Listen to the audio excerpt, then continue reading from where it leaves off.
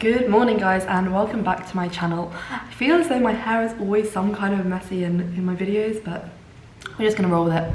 So since it is application season for year 13s and year 12s are now starting to think more about universities to apply to, thinking about going on open days which are coming up in November, December, January time, I thought I would do a video on my UCAS experience because I don't think many of you know. I've mentioned it. I really apologize for the background noise. It's quite noisy outside. I don't think many of you know that I actually applied for 5 completely, totally different courses at 5 different universities when I applied on UCAS, and I got all 5 of my offers for totally different courses at totally different universities. And it's not something that people talk about or even realize you're able to do. So this video is kindly in collaboration with Unite Students, and I'm going to tell you all about my UCAS experience and give you my top tips for a successful application on UCAS.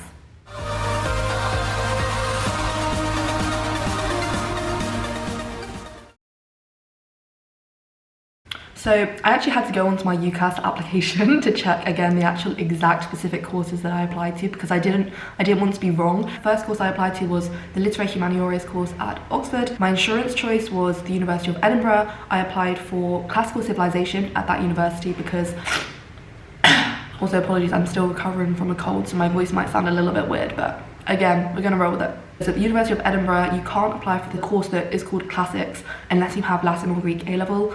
I obviously didn't, so that's the one thing that I kind of didn't like about Edinburgh, was that if I did end up going there, my degree title would be called Classical Civilization instead of Classics. The reason why I chose to apply to Scottish universities was because the Scottish system is not like the UK system. So in Scotland, their university degrees are very flexible. You can choose different modules from completely different subjects in your first 2 years. As far as I'm aware, if I remember correctly, things might have slightly changed now, but I don't think so. But yeah, I applied to Edinburgh and had it as my insurance, knowing full well that in my first 2 years I'll be able to do other subjects, and I wouldn't have just chosen the classics modules. I would have definitely chosen to do other languages, science, maths, etc. So that's why I chose University of Edinburgh. The third place I chose, which actually was a very strong contender, I almost chose it as my firm. I didn't end up choosing it as my insurance because my offer was higher than Oxford, is the University of Birmingham. I applied for their liberal arts course. When I applied back in 2014, 5 years ago, this course was very new. I think it was only in its 2nd or 3rd year or something like that. It was very, very new. They only took in, I think, 25 to 30 students. Maybe it's expanded now. I really, really liked the liberal arts style degree. I really wanted to be able to do a range of subjects and for my degree to be very flexible. Also in my application, you could send a supplementary additional personal statement, and you had to mention which other subjects that you wanted to study. And I want to be very, very sure on this. In this extra personal statement that I went and looked up on my emails, I said that I wanted to study classics, chemistry, Chinese, Spanish, and psychology. So that was what I was aiming to do if I went to the University of Birmingham, all of those different subjects. My 4th choice was the combined honours course at Newcastle University. For this course, my 2 options that I would have chosen were classics and French. So again, totally different from the University of Birmingham. I mean, all of them have the same theme of classics. A lot of them also have the science element in them, but Newcastle is definitely different in the sense that it was just classics and French, whereas if I was doing a language at the other courses, it was always going to be Chinese. But Newcastle didn't offer Chinese with classics, so I applied for classics and French. I hadn't done French A-level, I've done French GCSE, but I applied for classics and French. And then my 5th and final university choice was the flexible combined honours course at the University of Exeter. And in the flexible combined honours course, you can choose which subjects you want to do, which branch, and you, again, for all the applications, you have to specify which subjects you would choose if you were to go to the university. And I chose classics with chemistry and Chinese. Again, totally different. And all of the universities, apart from the Oxford course that I applied for a year abroad. So they were all 4 years because they all had the option to do a year abroad. I've said this before about how Oxford don't let you go on a year abroad, which is why I'm currently in Rome. But yeah, those all, again, I wanted to do a year abroad. So as you can tell, they're all fairly different subjects. I applied for really random ones, and I got all 5 of my offers, and I managed to speak about all of those subjects in my personal statement. So it is doable. You just have to be very flexible and creative in the ways that you combine them in your personal statement and talk about them together.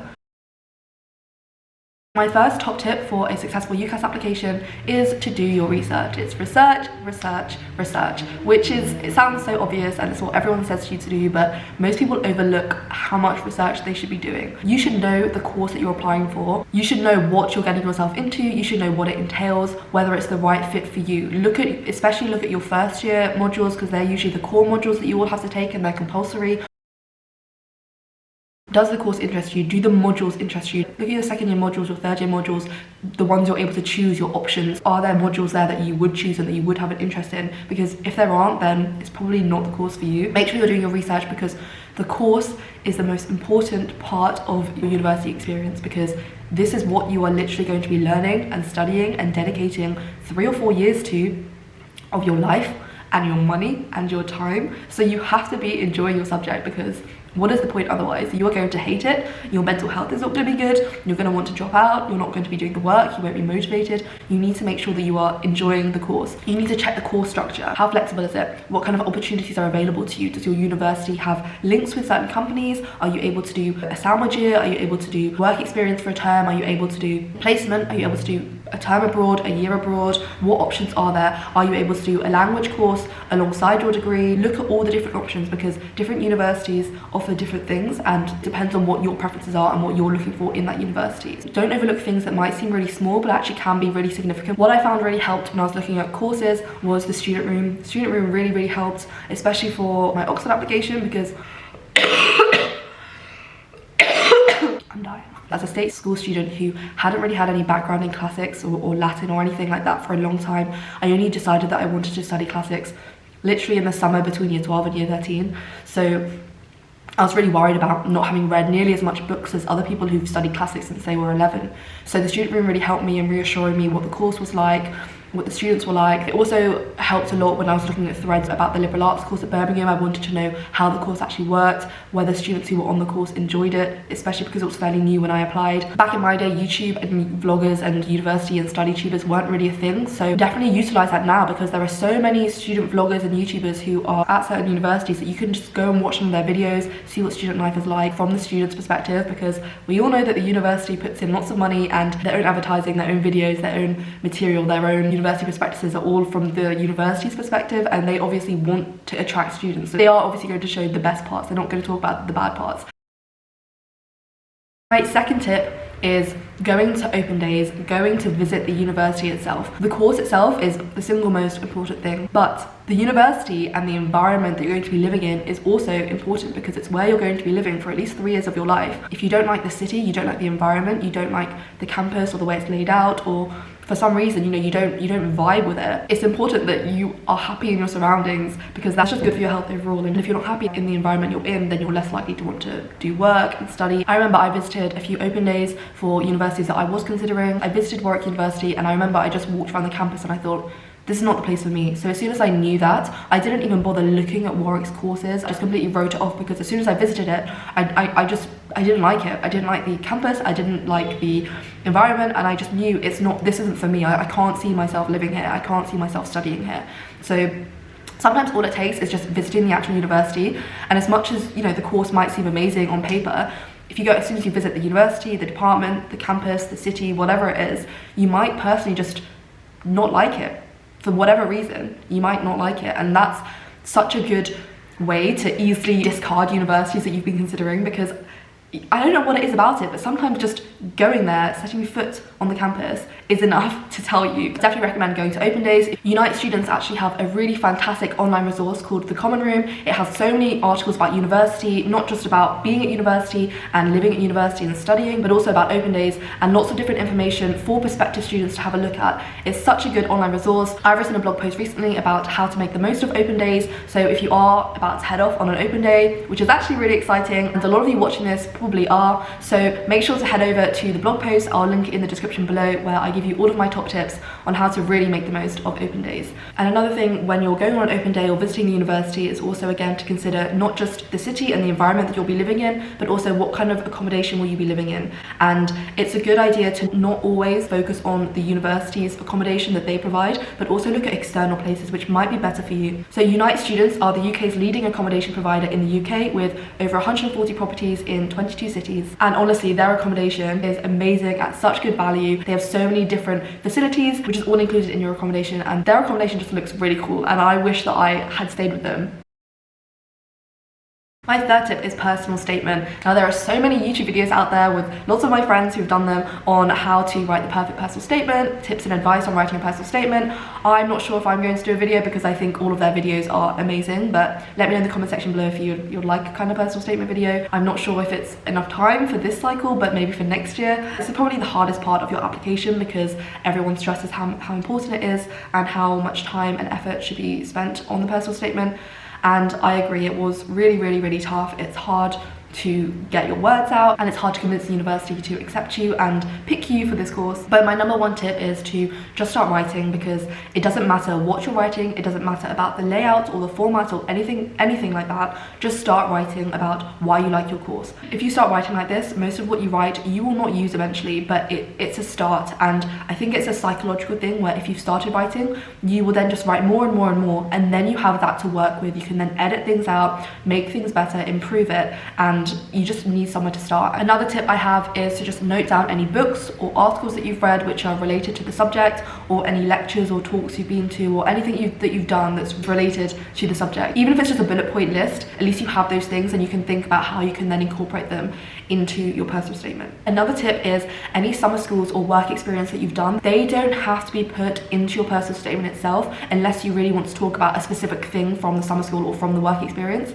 because this is just a waste of space to try and say, I went to this summer school, I did this as extras. There's actually a section on your UCAS application form called work experience, and you can actually put all of your work experience, including summer schools and open days and taster days and things like that, into the work experience section, so they can still see on your application that you went to those summer schools, but you don't necessarily have to talk about them in detail on your personal statement unless you really want to. Also, be as concise as possible. Don't waffle, don't use unnecessary words. I cut out a lot of ands and change it to semicolons. I cut out a lot of unnecessary words that don't need to be there. Another tip is to read your personal statement out loud. That way you're able to recognize mistakes more easily, and you'll be able to listen to how it actually sounds when someone would read it. And also another tip is to get your references to fill in anything extra that you can't fit into your personal statement. Just you know, nod to them and say, look, I did this amazing thing and I can't fit it into my personal statement, so you know, can you just add it into your reference? Yeah, so that's another good tip. And then the fourth tip is admissions tests and interviews. If you have to do some kind of test, my only tip is practice. Do as many past papers as possible. When I had to do the classics language aptitude test, I did not just the papers that I found on the Oxford website, which were about 3 papers. I then did a thorough Google search and I managed to find another 3, so I think I did 6 in total. And at that time, when I was applying, there was only 1 mark scheme for one of the papers online. So I did 5 papers and I had no idea if I was getting them right or wrong, but I must have done well because my score was actually pretty decent. But yeah, so even if there aren't mark schemes, just do the papers, because it's still practicing the exam technique, the exam style. You're prepared for what's coming up. So just practice, and speak to other people if you know them who've done the test before. Go in the student room, they've got lots of threads. So that's the only advice I can give you. If you're doing the Oxford test next year, I know it's passed now I think, then I've done videos for lots of different subjects, for all of the different tests, with people who have done them and they're giving their advice and tips on how to prepare for those. If you have interviews at any university, just make sure the number one thing is you know the course really well, you know your personal statement really well, and you're able to answer the very basic questions like why this course, why this university. Any books or articles you've mentioned, be ready to talk about them. Make sure if it's an interview that you've gone through your personal statement thoroughly. Make sure you've gone through it, you've annotated any books, any person you've mentioned, anything you've done, any course you've been on, anything like that could crop up in the interview. Just what I would suggest is go through your personal statement, and anything that sparks interest, it could be a question that comes up. Maybe give your personal statement to someone else, ask them, okay, here's my personal statement, what questions do you think I could be asked about in the interview? I hope this video was useful. I hope you've learned something from this. Let me know if you have any other video requests or if there's any other question that you'd like me to answer, and I will do my best to answer it. Thank you guys so much for watching, and I'll see you in my next video. Bye.